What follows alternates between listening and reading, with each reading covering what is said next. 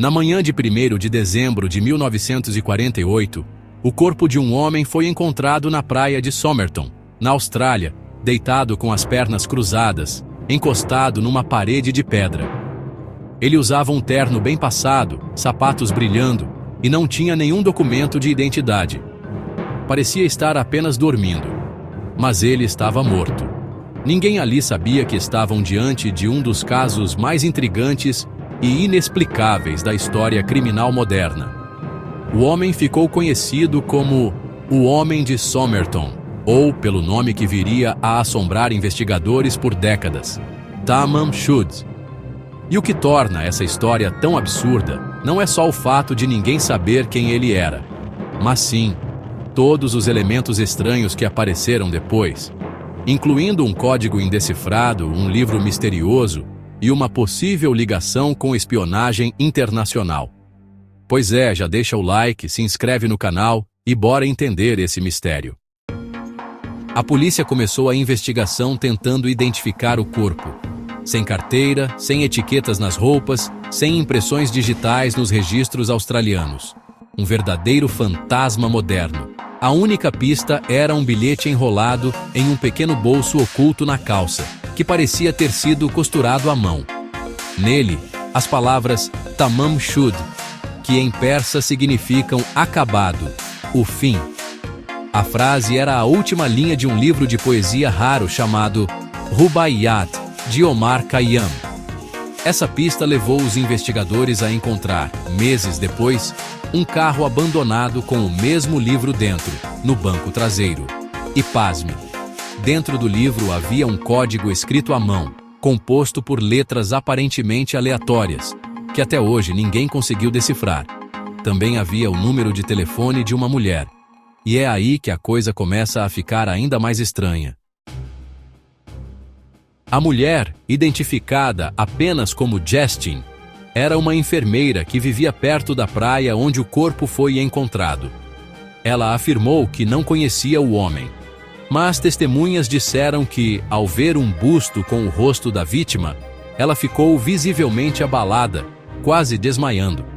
A ligação dela com o caso nunca foi totalmente explicada, e como se não bastasse, descobriu-se depois que ela havia presenteado alguém com uma cópia do Rubaiyat anos antes.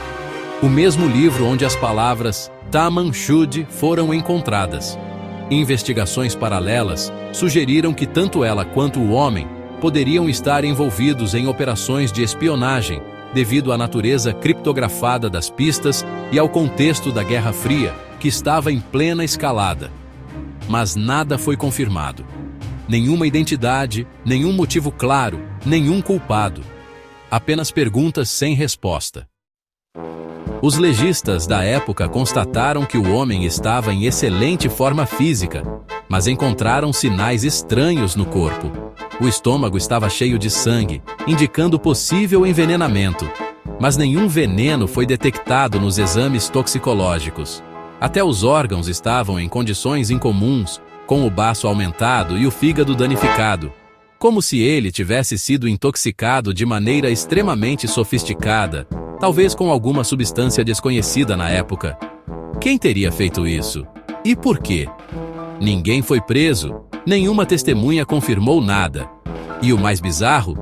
Ninguém, em nenhum país, nunca registrou o desaparecimento de alguém com aquele rosto. Um homem morto, sem nome, com pistas que parecem saídas de um filme de espionagem e que virou uma lenda viva entre os investigadores. Décadas se passaram. Especialistas, jornalistas, agentes aposentados, todos tentaram resolver o mistério. Em 2021, o corpo do Homem de Somerton foi exumado para novos testes de DNA, usando tecnologias modernas de genealogia. E só recentemente, mais de 70 anos depois, surgiu um possível nome, Carl Webb, um engenheiro elétrico australiano desaparecido em 1947. Mas mesmo com esse avanço, a origem do código, o envolvimento de Justin e a causa da morte continuam envoltos em neblina. Não há prova definitiva. Apenas uma possibilidade. Uma sombra de resposta. E o mais inquietante é que, mesmo com a ciência do século XXI, o caso ainda parece desafiar a lógica. É como se o homem de Somerton tivesse sido apagado da realidade, propositalmente. Por que alguém esconderia tão bem sua identidade? Por que levaria consigo um código indecifrado e uma mensagem final dizendo o fim? Será que ele sabia que seria encontrado ali? Será que toda a cena foi montada meticulosamente como parte de uma missão? Alguns acreditam que ele era um espião soviético. Outros acham que era um desertor de guerra. Há quem diga que tudo foi uma encenação artística. Mas a verdade é que ninguém sabe ao certo. E talvez seja justamente isso que torne o caso do homem de Somerton tão fascinante.